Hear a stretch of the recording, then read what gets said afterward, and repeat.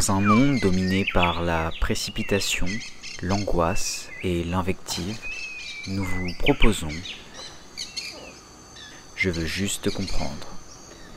Bonjour à tous, aujourd'hui je vous retrouve dans une vidéo. J'arrête, du moins pour l'instant, le format papier et je passe au format vidéo. Donc je remercie le crayon de m'avoir fait confiance pour ce projet, puisque c'est un projet qui me tient à cœur et je pense qu'il sera plus ludique et plus intéressant pour vous que de lire mes gros pavés. On essaiera de redessiner les contours d'un sujet d'actualité ou d'un sujet de société en essayant d'analyser et de travailler sur un axe en particulier. Des fois, des petites idées, des petits questionnements peuvent être source pour mener une réflexion et pour ouvrir la réflexion. Aujourd'hui, on va parler du coronavirus.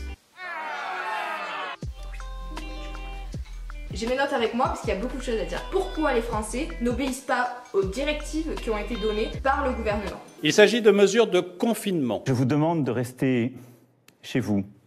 La consigne générale est simple, c'est rester chez vous. Au-delà de ce sujet-là, on est d'accord que les directives qui sont données par le gouvernement peuvent être source d'un nouveau débat. Ça ouvre le débat sur la justesse de ces directives par rapport à la situation actuelle. Est-ce que les directives qui ont été données sont justes? Est-ce qu'elles ont été données à temps ou pas? Étaient assez radicales. Je vais rapidement faire un aparté avant de rentrer dans mon sujet à moi. Je pense que les décisions, elles ont été prises dans un temps de réaction et non pas d'action. Or, le rôle du gouvernement, c'est de prendre des mesures dans l'action. Il a très bien pu et su le faire lorsqu'il a utilisé le 49.3 pour la réforme des retraites. Conformément à l'article 49 alinéa 3 de la Constitution de 1958, j'ai décidé d'engager la responsabilité du gouvernement sur le projet de loi instituant un système universel de retraite. Ici, il fallait faire la même chose. Il fallait éviter que la situation, elle ne déborde dans notre pays. Concrètement, cette crise-là, elle est la manifestation que les pays européens, ils ne sont pas intouchables. L'autre point, c'est est-ce que les mesures ont été assez radicales pour prendre conscience des enjeux et des dangers de ce virus-là. Ce qui a été préjudiciable à mon sens, c'est l'hypermédiatisation de cette crise-là. Le coronavirus. Le coronavirus. L'information, elle est devenue relative, elle est devenue concrètement une notification. On ne l'évalue plus à sa juste valeur. Le fait qu'il y en ait trop, eh bien ça ne veut plus rien dire. Au départ, on nous a vendu, si je peux utiliser ce terme, virus comme la grippe, qui touche les personnes les plus vulnérables. Et d'ailleurs, cette idée-là a été maintenue par Emmanuel Macron lors de son discours à la télévision. Le virus peut avoir des conséquences très graves, en particulier pour celles et ceux de nos compatriotes qui sont âgés ou affectés par des maladies chroniques comme le diabète, l'obésité ou le cancer. Cela revient au fait que la considération politique, la considération du gouvernement n'a pas été assez importante, puisque cette idée-là a été démentie par les professionnels de santé qui sont directement sur le terrain. Il n'y a pas de notion qu'on l'attrape plus ou moins bien selon l'âge. C'est par contre l'évolution et la traduction concrète de la maladie, de l'infection. Les jeunes, effectivement, sont les moins menacés, si on peut dire, par cette maladie, mais ils peuvent l'attraper comme les autres. Elle touche les enfants, elle touche nos parents, elle touche nos grands-parents, elle touche les personnes vulnérables, les malades, mais elle touche aussi les personnes qui ne sont pas malades. Revenons sur le vif du sujet et pourquoi le confinement n'a pas été respecté. La première réponse qu'on peut apporter, c'est que les directives qui ont été données par le gouvernement ont été considérées comme des directives autoritaires d'ordre politique.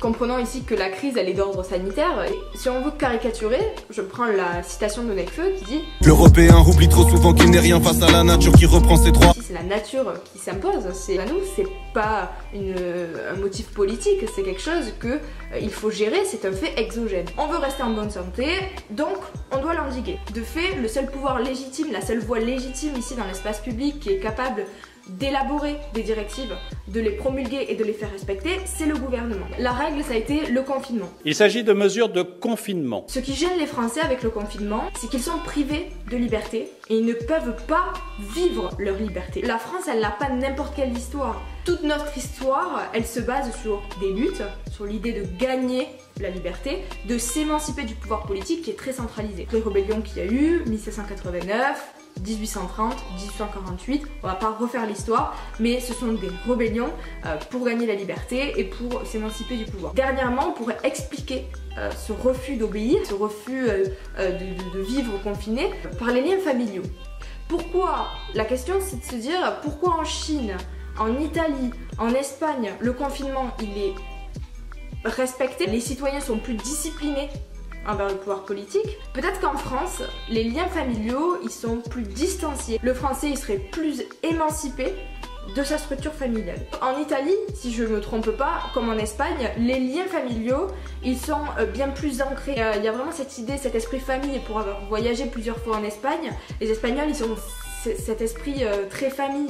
Et donc le confinement en France, il serait moins respecté et il serait moins accepté par cette idée d'être dans un cercle familial fermé et de ne plus être émancipé, de plus pouvoir s'émanciper.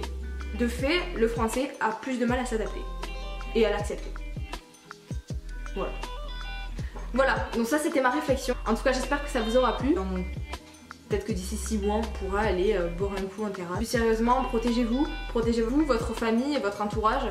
C'est protéger aussi les autres, donc restez confinés et puis courage à vous.